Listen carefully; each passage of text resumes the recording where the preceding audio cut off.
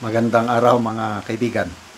Bigyan natin ngayon ng reaction opinion itong post ng Batas PH 21 minutes ago. The Supreme Court in bank has deferred sinantabi, deferred action on motions for reconsideration filed by the House of Representatives and other groups challenging the High Court's ruling that declared unconstitutional the articles of impeachment against Vice President Sara Duterte. In a Viber message, Supreme Court spokesperson Attorney Camille Sue May Ting told reporters that the motions were on the agenda for Tuesday's in-bank session but were not acted upon. Hindi inaksyonan. Meanwhile, when asked, Attorney Ting did not provide a reason for the inaction. Ano kayang rason, ha? Na-agenda na. Nandun na. Sa aking pagka-monitor, correct me if I'm wrong, may 4 na motion for reconsideration. House of Representatives through the Solicitor General plus 3 others. So 4 na nandun na. Anong dahilan? Bakit? Naka-agenda na eh.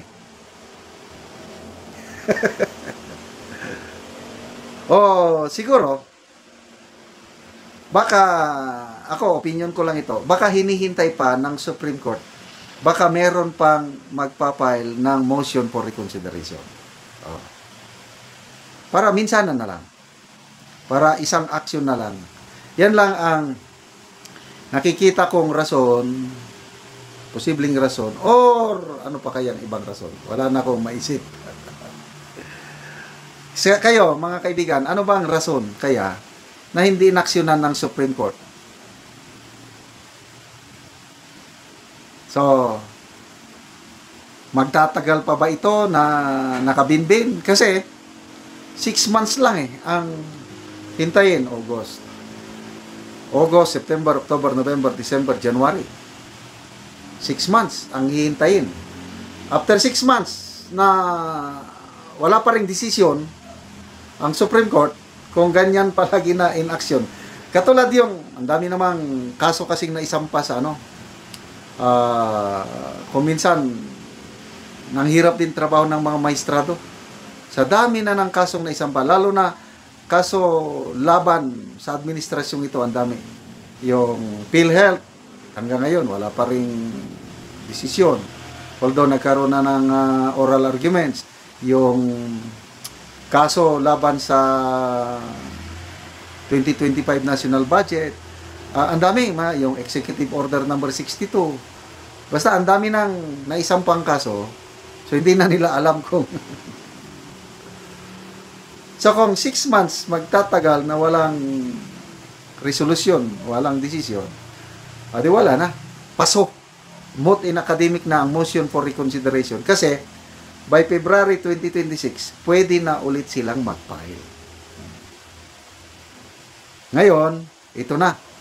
Sentro ng demolition job si Senate President Chis Escudero, kasi nga yung handling niya ng impeachment case itong kay VP Sara, may plano na gustong dapat mapalitan si Senator Escudero by February next year para may pag-asa silang manalo ang kanilang impeachment case. Baka hindi. Kasi ang tingin nila kay Senator Escudero, tauhan ng mga Duterte. Parang pro-Duterte. Ako naman, hindi ako naniniwala. Kasi sa isang panayam, klinaro talaga ni Senator Escudero na hindi siya pro-Duterte. And I believe him so. Hindi siya pro-Duterte.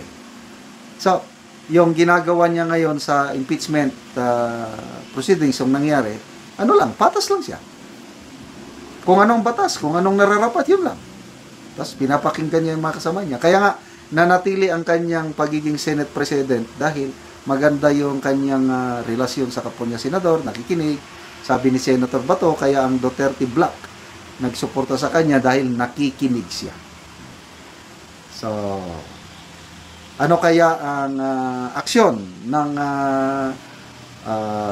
sigurado, marami na namang magko-comment yan mamaya o bukas na lang, Supreme Court, na ganito na, bakit hindi inaksyonan? Lalo silang bagulbol kung sa Bisaya, bagulbol, magreklamo, bakit nandyan na, naka-agenda na at hindi pa inaksyonan. Magbasa lang tayo sa mga comments, ha? Comments.